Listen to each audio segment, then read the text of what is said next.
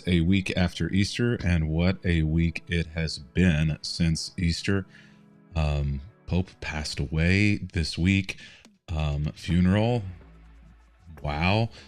A lot going on around the world and right here in our backyards as well. In fact, today's question, why don't I go ahead and put it up for today? Your favorite pope. Now, I know that not everybody who watches or participates in Christ's Table is Catholic or has been Catholic or knows a lot of popes. I thought about saying favorite pope in your lifetime, but I also know that there are a lot of folks who have a Catholic background or who still consider themselves Catholic, who maybe know even far more than I do about the popes and the history. So favorite pope, obviously Pope Francis, a very popular pope among people. Pope Benedict, Pope John Paul II, also a very popular pope as well.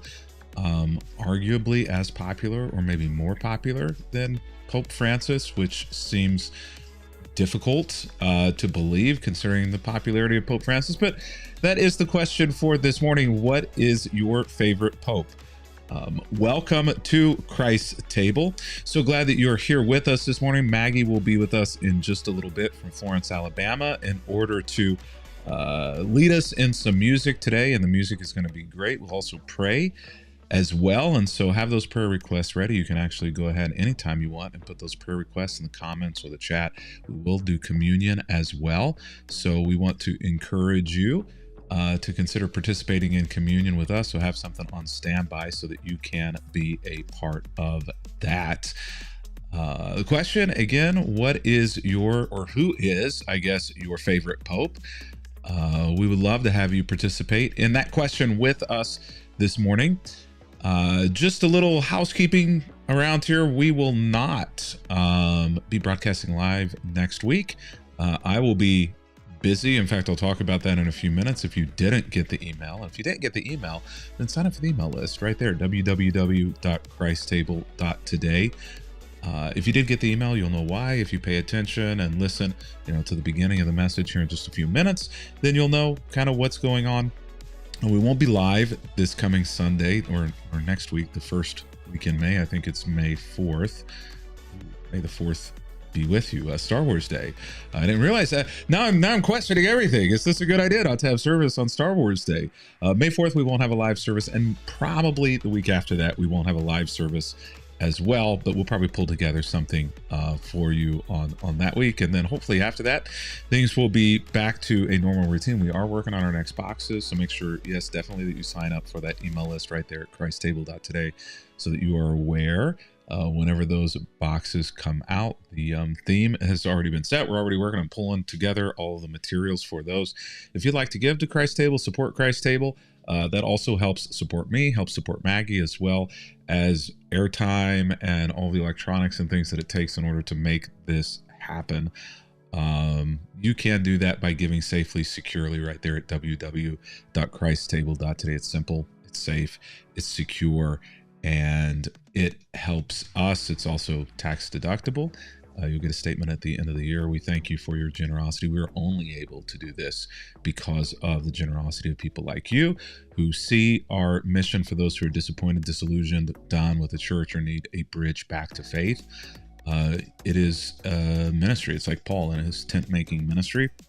Supported himself through the goodwill of others who understood the mission that he was trying to do. So we'd love to have you partner with us in giving so that we can help keep people connected with their faith and with Christ who aren't ready to give yet, who've gone through trauma, or who are on the fringes or margins. And you can do that right there at www.christtable.today. Well, we probably ought to get going this morning. The countdown over there has already ended. And so, yeah, there's the question. Favorite pope? And welcome to Christ's Table.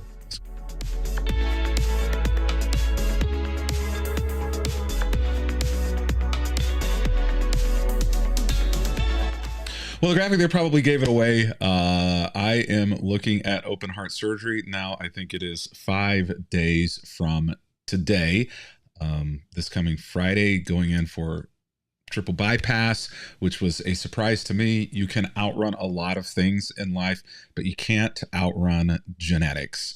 And that's where I am. I'm actually very grateful to know about this because of a mild heart event that happened that registered on an EKG and then set a whole avalanche in motion that will lead me to open heart surgery here in a few days, which is a little terrifying. It's probably a little more terrifying for my family because my family are the ones who have to wait and see what happens. I will be blissfully unaware of everything that's going on until it's all over, right? And I'm in recovery. But I am kind of thinking on their behalf, and I thought about maybe providing some things for them to help pass the time as they're waiting and help calm their nerves and fears when I'm asleep while they're waiting for that phone call to come. And one of the things that I thought might be a classic for me to provide for my family in the waiting room while I'm going through open heart surgery is that game of Operation, which we all know and love. And I'm not sure whether or not that is a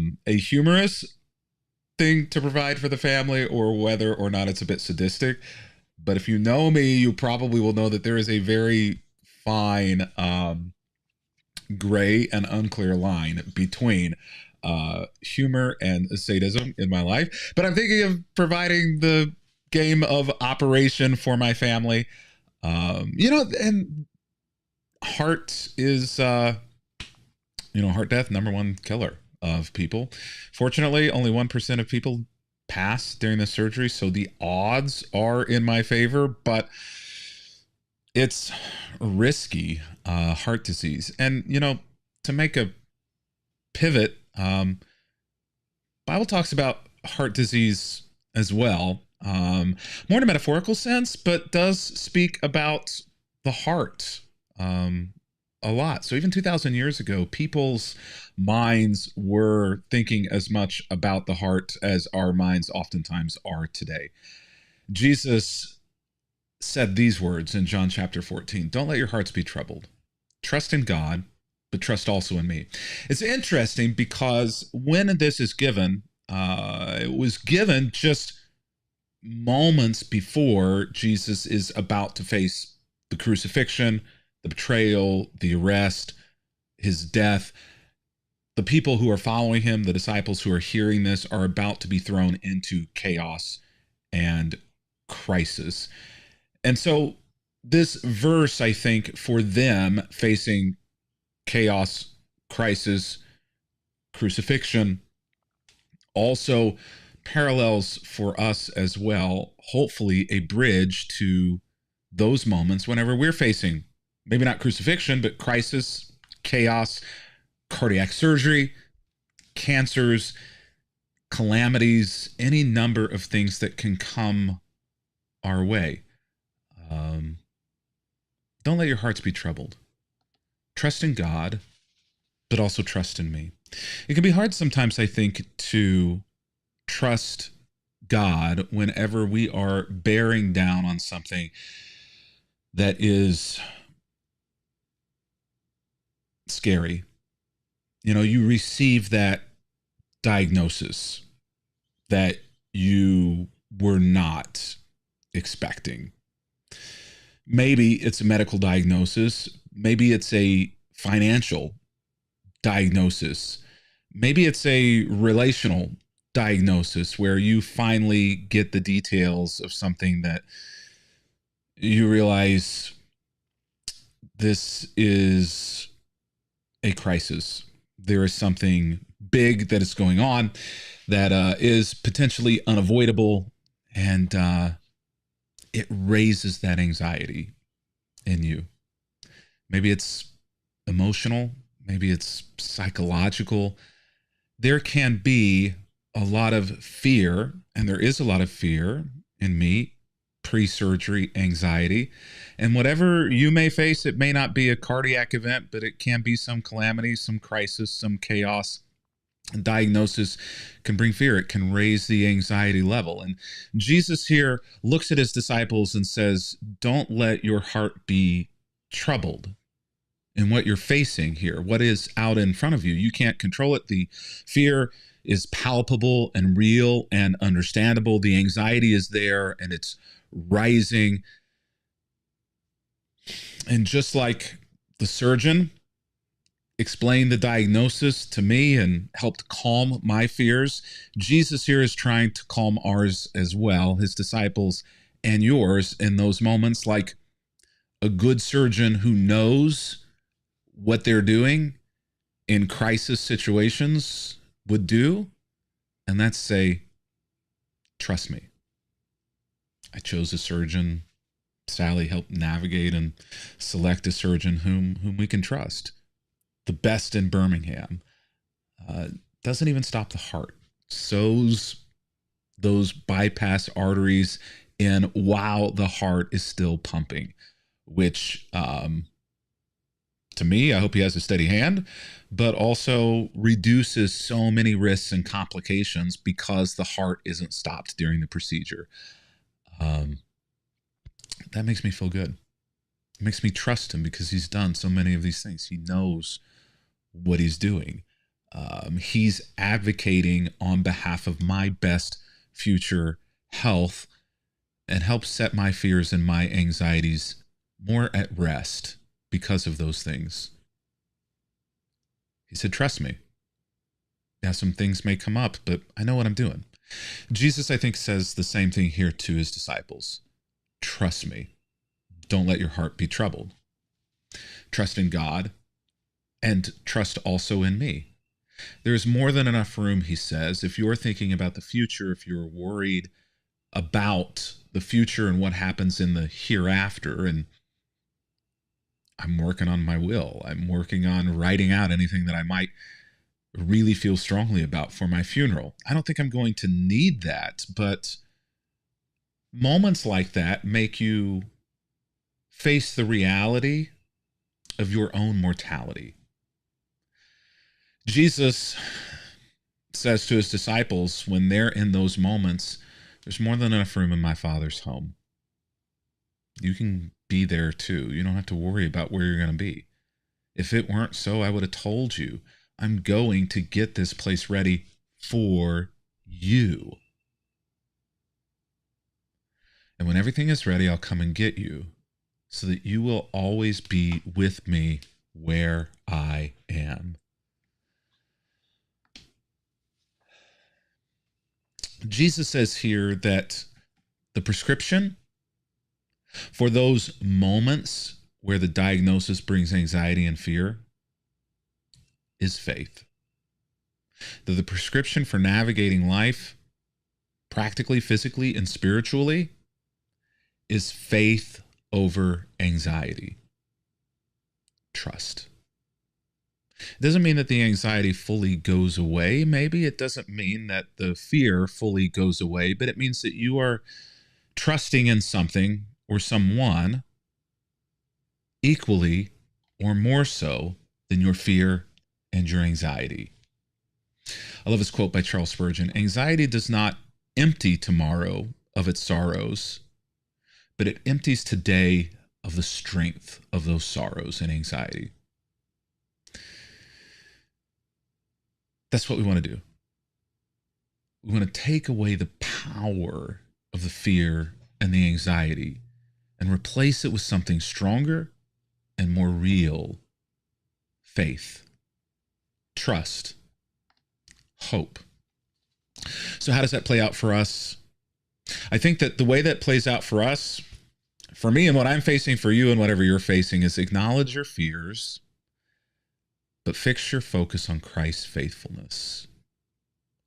He is both the author and finisher of you, of me, and of our story. We all are going to trust in something. For many of us, in those moments, we trust in our fear. We trust in our anxiety. We trust in the lack of trust that we have in anything but that bad things will happen no matter what. I don't think that the Bible or Jesus requires us to avoid, to forget, to minimize, to downplay our fears or our anxiety. Some level of that is healthy and helpful.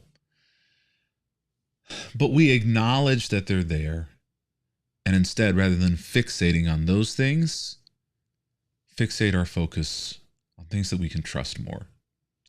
Christ's faithfulness. So Jesus goes on in John chapter 14 as he's talking to his disciples, and he says, and you know the way to where I'm going. And I've said this before. I love that Thomas gets a bad rap as Doubting Thomas. I think that Doubting Thomas is such a terrible label for Thomas. He didn't doubt. He had questions, and we all have questions, and questions are not doubt, and doubt is not bad. Doubt is actually can be good and healthy and helpful. No, we don't know where you're going, Lord. We have absolutely no idea where you're going. How can we know the way to get to you if we have absolutely no idea where you're going? And Jesus said, Thomas, I'm the way, I'm the truth, I'm the life. No one can come to the Father but through me. If you had really known me, you would have known who my Father is. And so from now on, you do know him. You have seen God, and you know him through me. You know the way to get to God. The way to get to God is to get there through me. Thomas here is confused by what Christ said. And oftentimes I'm confused by what Jesus says as well. And Jesus says, whenever you get lost, whenever you get confused in life or your spiritual life, like we said just a moment ago, you've got to fix your focus on Jesus and continue to walk, continue to move forward. Sometimes you're going to have to bypass the bad things in order to get to the good things. My doctor drew this illustration right after a heart cath whenever they were breaking the news, oddly enough through tears. I don't know why. I don't know if they don't give that news often right after a heart cath, that it's a surprise, or maybe it was related to age. I don't know, but it was like being in a funeral home in that moment where the doctors and nurses are crying. And I'm thinking, you have to give this news to people regularly, like every day. But he drew out this illustration of my heart and marked where all the blockages was as he begins to walk me through the fact that this is extremely serious and this has to be handled. And unless bypasses happen, death is certain. Not in years, probably, but in months. A walking, ticking time bomb. And I think that that is such an amazing illustration sometimes of the way that sin and difficulty and things in our life are as well, that we don't recognize that it's there. If we do know that things are there, we don't take it seriously, or we ignore it and we think, I'll handle this later. Or maybe the things that we're doing are contributing to it. One of the questions that they keep asking, are you a smoker? Do you smoke? Stop smoking. Don't smoke. This is like adding kindling to a raging and roaring fire. There are lots of things that you can do that aren't good for you, but this far and away is the worst thing that you can do for what you have. Stop now. You've got a ticking time bomb.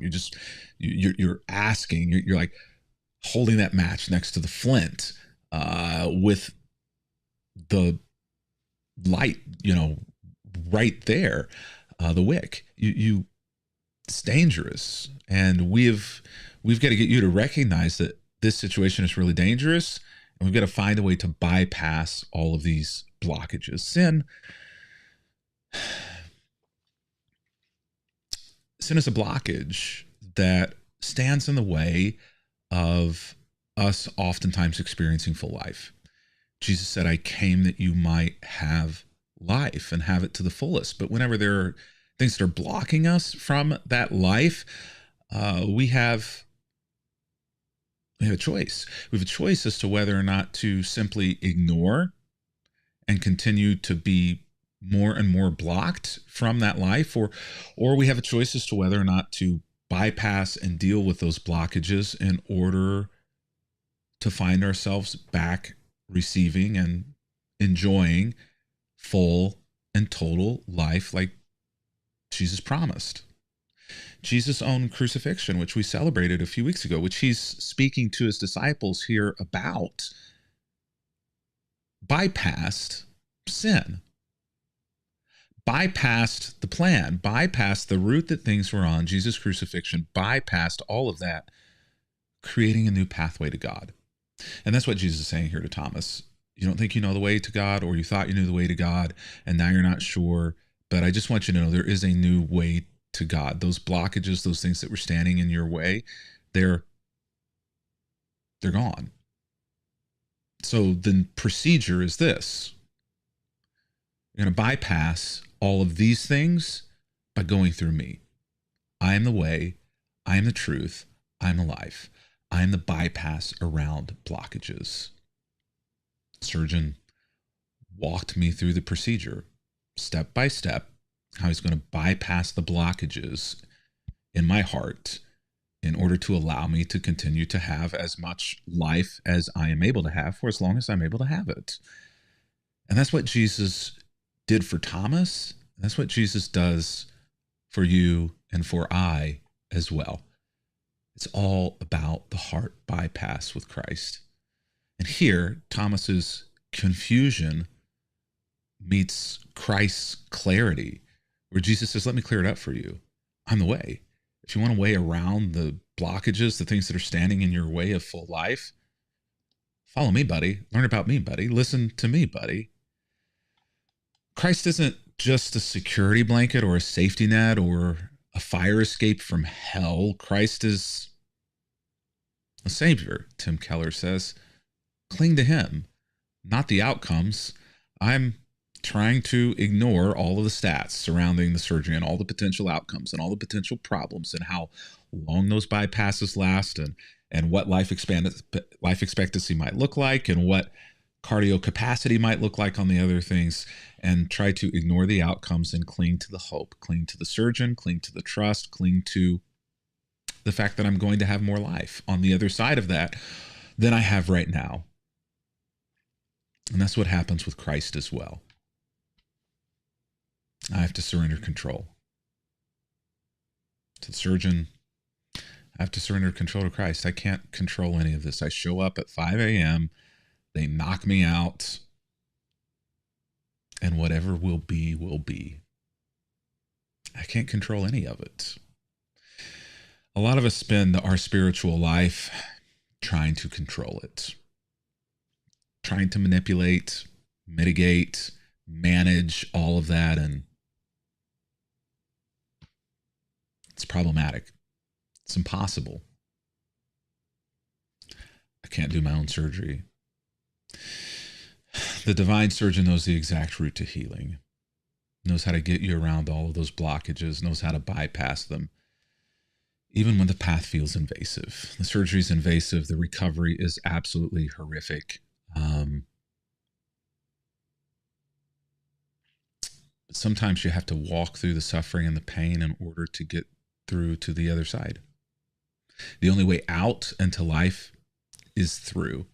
And I have to trust that my surgeon, my team of doctors and advisors know the path to that. And it's tough, but on some level, in some way, at some point, you just have to kind of trust Jesus as well. You're not going to know all the answers. You're not going to understand all the nuances of all of it. You just have to simply have, and here's that word again, faith. You have to trust in something other than yourself. Yeah, you might be trusting in the wrong thing, but what choice do you have? The blockages are there. You make your best educated guess as to what that thing is that's going to be the best bypass, and you take it. Jesus says, I'm the way, I'm the truth, I'm the life, I'm the bypass. Trust me or don't. It's your call, but I'm going to put my faith there if I'm going to put my faith anywhere. A little bit later in John 14, Jesus says, I tell you the truth, anyone who believes in me will do the same works I have done and even greater works, because I'm going to be with the Father. You can ask for anything in my name and I will do it, so that the Son can bring glory to God. You can ask me for anything in my name and I will do it. You know, as I imagine the surgery, I will admit that it has been very difficult to not imagine this scene from Aliens in 1979, a classic movie. You may have seen it, or you may know just because of culture, the storyline where these aliens are in outer space, they incubate inside of human life, and then they bust out of the chest killing the host. I have to admit that knowing that in open heart surgery, they are going to saw my chest open and crack open my rib cage where everything is exposed. This is the scene that I have in mind, and you will thank me for not putting a screenshot of the clip where the blood is squirting everywhere, and that alien, it looks like this like snake bite creature pops up out of the thoracic, chest here of the individual. Funny fact, the actors knew that something was going to happen there, but the actors had absolutely no idea what was going to happen. Ridley Scott, who's the director of this, did not tell the actors the way in which the alien was going to present itself. And so in that moment, if you have a chance to pull it up on YouTube or get the movie and watch the movie, in that moment where the alien first comes through the chest and busts out of there, that reaction that's on film is a true reaction. It was the first take. It was one take. And that is it literally scared them half to death because they weren't expecting that. They had no idea what to expect. It had not been practiced in rehearsal. It wasn't in the script. And it's incredible. Their recovery from that scene was it took them a while. In fact, they let the scene play a little bit, and you could see it's going to take a while for them to recover from that moment. The patient who's laying there, it immediately killed them in the movie. There was no recovery from that, and there will be recovery as well for me and for us whenever we're going through crisis and we have gone through a bypass. There is a season of recovery. There's a season of reorientation. For me, there will be a long cardiac physical therapy that I'll have to go through. And for us as well, there are things that we have to go through as well in our recovery as we walk through and out of these moments where we have experienced a blockage and had to experience a spiritual bypass from that. Post-surgery recovery for anybody who's gone through it, and I have, but not to the extent that I am about to. Post-surgery recovery requires rest and reliance on the surgeon's expertise. And whenever that is happening to us spiritually as well, spiritual healing and recovery often comes through prayerful dependence on something that is greater, something that is larger than ourselves.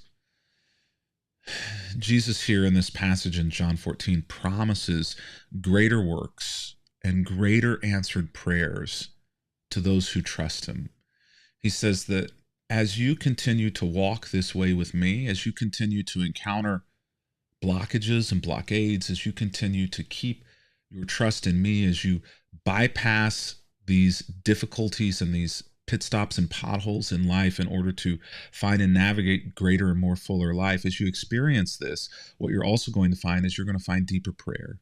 You're going to find more answered prayers. You're going to find yourself in a place where you're doing greater works than even Jesus did because of the depth and the breadth of your faith.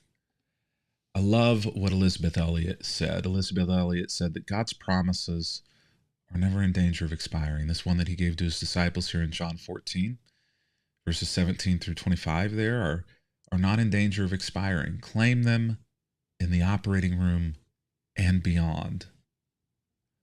Such a powerful statement. Jesus says, pray with boldness. Sometimes we wonder, does prayer work? Is it necessary? And Jesus prayed. Even though he was God himself, Jesus prayed. And so I think so should we. Jesus prayed boldly for what he wanted, what he needed, even while knowing that sometimes God would say no to those prayers. He still prayed them.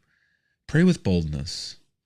The same power that raised Christ from the dead, it's the same power that is available to you to get you through your crisis, to get you through your chaos, to get you through your calamity. And with this, we'll close. The great physician holds your heart in his hands. He has walked this path ahead of you through death and into resurrection. And he whispers, and I love this voice, it's at the very end of these passages that we've been reading in John chapter 14. Peace I leave with you. When you've been given a difficult diagnosis, have to go through a traumatic procedure, and find yourself in recovery that taxes every single part of who you know and the strength that you have, and you find yourself close to failing or giving up or throwing in the towel. Just remember that Jesus has promised to hold your heart, your life, your future in his hands, and he can be trusted with it and has proven that he can be trusted with it. And in return, this is what he whispers to you and to me. Peace I leave with you in place of your anxiety. Peace I leave with you in place of your fear. Peace I leave with you in place of your blockages. Peace I leave with you. Peace. Maggie? When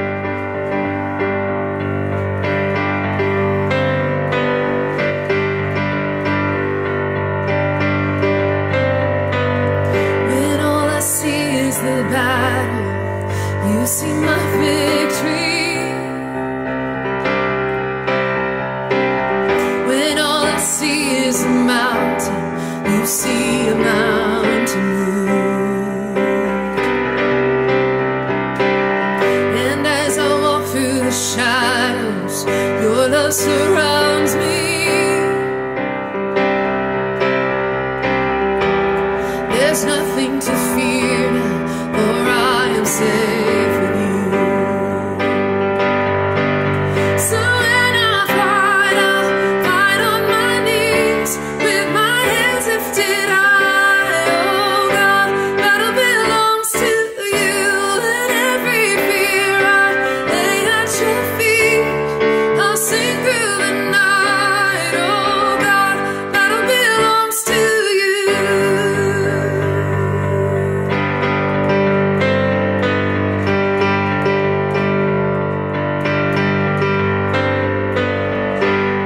And if you are for me, you can be against me.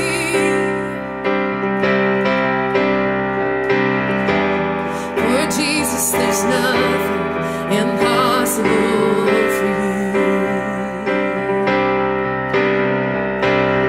When all I see are the ashes, you see the beauty. All I see is the cross, God. You see the empty tomb. So when I fight on my knees with my hands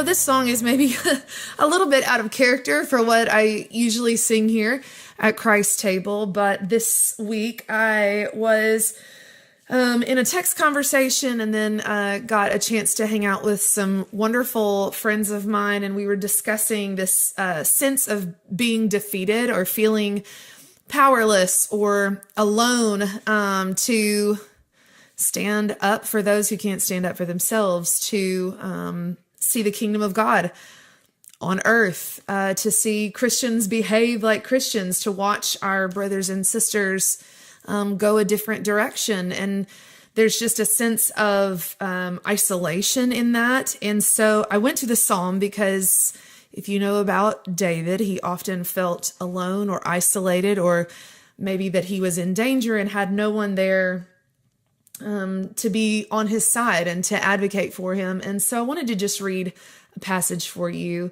from Psalm chapter 18. This begins in verse 30. It says, "As for God, his way is perfect. The word of the Lord is flawless. He is a shield for all who take refuge in him. For who is God beside the Lord? And who is the rock except our God? It is God who arms me with strength and makes my way perfect. He makes my feet like the feet of a deer. He enables me to stand on the heights. He trains my hands for battle. My arms can bend a bow of bronze. You give me your shield of victory, and your right hand sustains me. You stoop down to make me great. You broaden the path beneath me so that my ankles do not turn. I pursued my enemies and overtook them. I did not turn back till they were destroyed. I crushed them so that they could not rise. They fell beneath my feet. And you, O Lord, armed me with strength. You made my adversaries bow at my feet."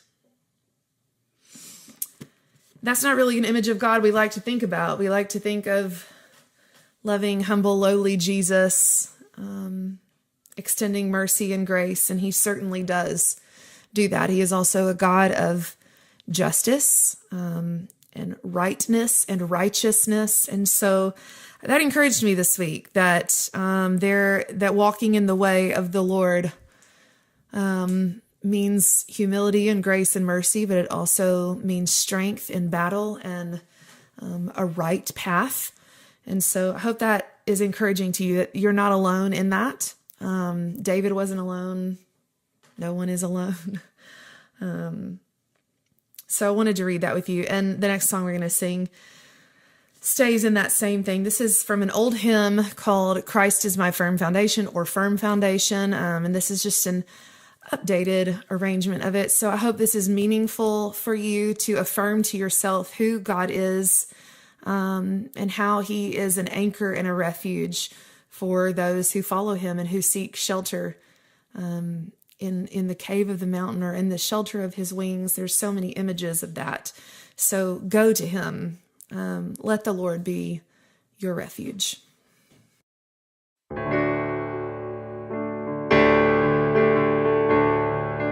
Christ is my firm foundation,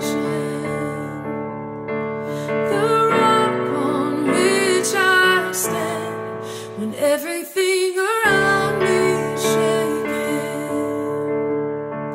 I've never been more glad that I put my faith in Jesus.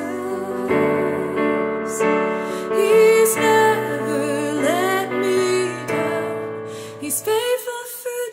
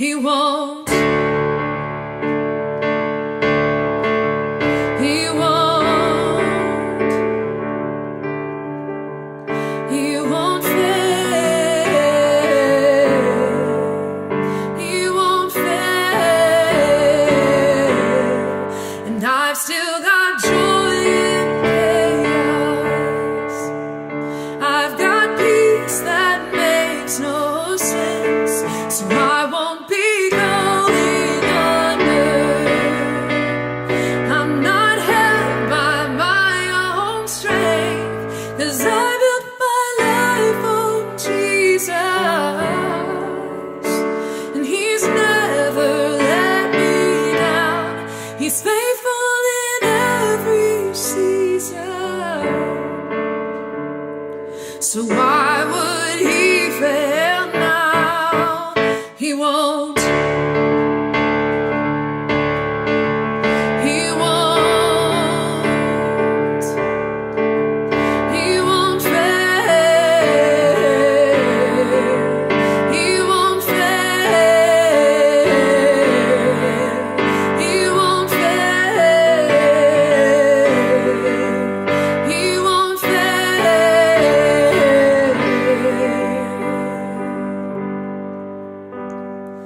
Rain came, wind blew, and my house was built on it.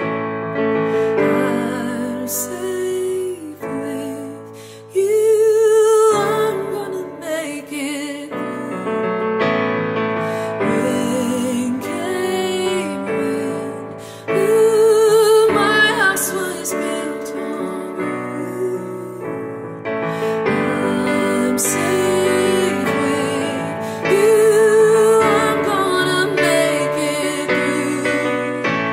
Yeah, I'm gonna make it through. 'Cause I'm standing strong on you. Oh, I'm gonna make it through. 'Cause my house is built on you. Christ is my firm foundation,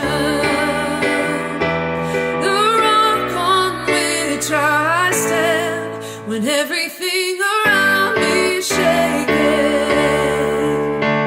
I've never been more glad that I put my faith in Jesus. He's never let me down. He's faithful through generations.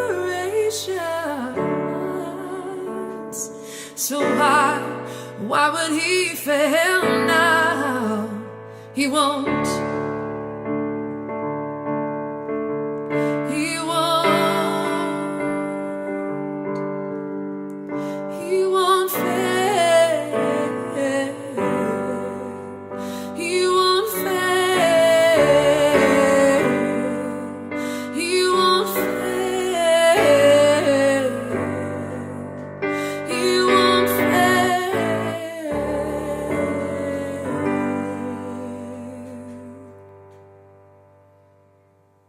Thank you, Maggie. Like so many of us, I too am relying on that promise that he won't fail.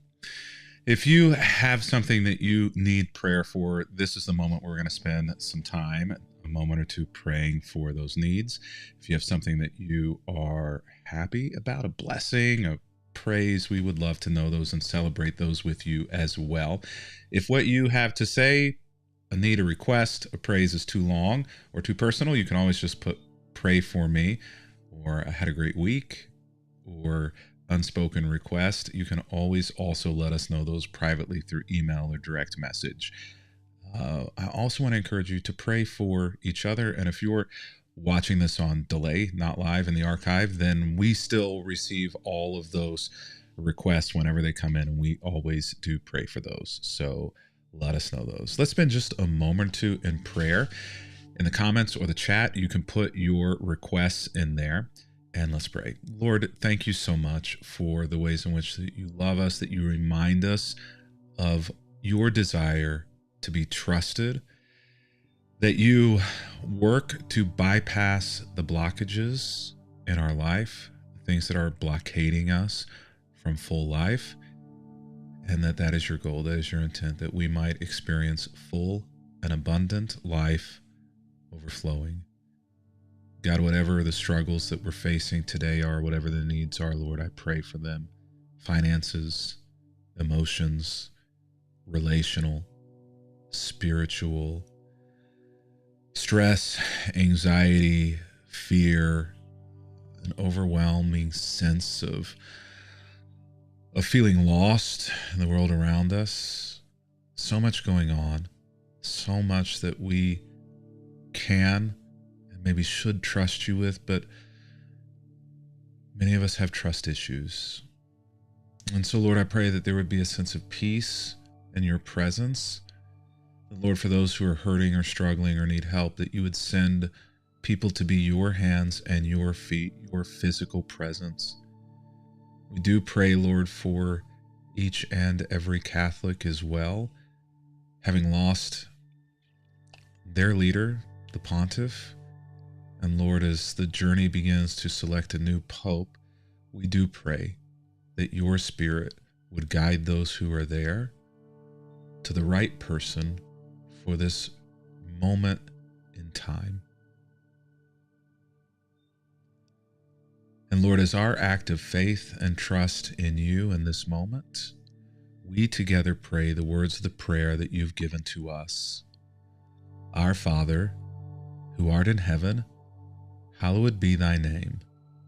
Thy kingdom come, thy will be done, on earth as it is in heaven. Give us this day our daily bread, and forgive us our trespasses, as we forgive those who trespass against us. And lead us not into temptation, but deliver us from evil. For thine is the kingdom, the power, and the glory forever. Amen. Before we go, I'm looking forward to celebrating communion with you. If you've not already done so, grab something that you can eat and drink to participate in communion with us. I have a cup of water here for communion, and I have, these are prized possessions now because they're few and far between, a leftover Reese's peanut butter egg. Whatever you have will be great. If you have wine, grape juice, and bread, that's great. But if not, whatever you have on hand. This isn't my meal. This isn't my table. This isn't the church's meal or the church's table. I can't prevent you from this moment. The church can't keep you from this moment. This is Christ's table. It is his table, and he invites all to come. No exclusions, no caveats. Everyone is welcome at Christ's table. Judas sat at Christ's table. Judas can sit at Christ's table. You can sit at Christ's table. So on the night that Jesus was betrayed, tortured, and ultimately executed, he shared a meal. Wrapper here. He shared a meal with his friends, and at that meal, it feels a little sacrilegious making all that plastic rustle. At that meal, he took some bread that was on the table and he broke it and he gave it to his disciples and he said, "Take this and eat this, for this is my body, which is given for you. As often as you eat this, do so and remember me."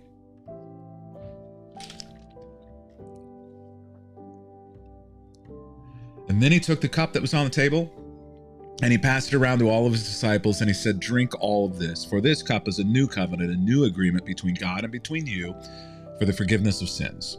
As often as you drink this cup, do so and remember me." And so this cup is a cup of forgiveness. Whatever you may need forgiven for, whatever you may need to forgive yourself for, drink fully of God's forgiveness through Christ.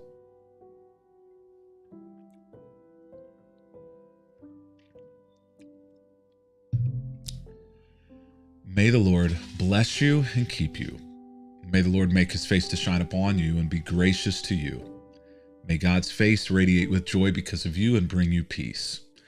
And may the peace of the Lord Jesus Christ go with you wherever he may send you. May he guide you through the wilderness, protect you through the storms. May he bring you home rejoicing at all the wonders that he has shown you. And may he bring you home rejoicing once again soon into our doors. Well, it's been good to be with you this week. We will not be with you next week, and hopefully we will be back with you the week after, but we may have 2 weeks off. Have a great week. May God bless you. Thank you for your prayers and caring and support. It's going to be a busy week for me. God will be with me just as he is with you. God bless you. Baby, I got all this built up tension. You could cut it, giving me attention. Break me out my shell, spin our minds round like carousel. This all night I've been a fool, not giving this a chance. But I promise I got style, saving you a last dance. Pull me hard like a last cigarette without any regret. Let go, but my heart beats spark the light. I'm calling shots for the night. Yeah, let go.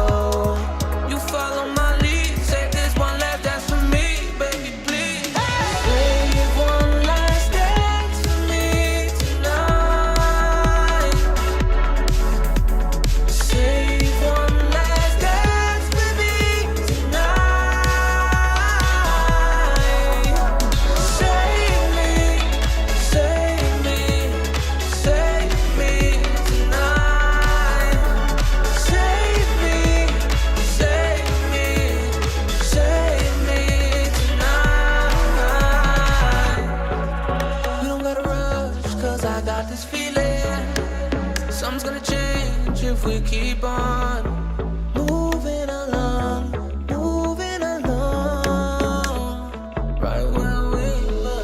Feel my heartbeat start the night.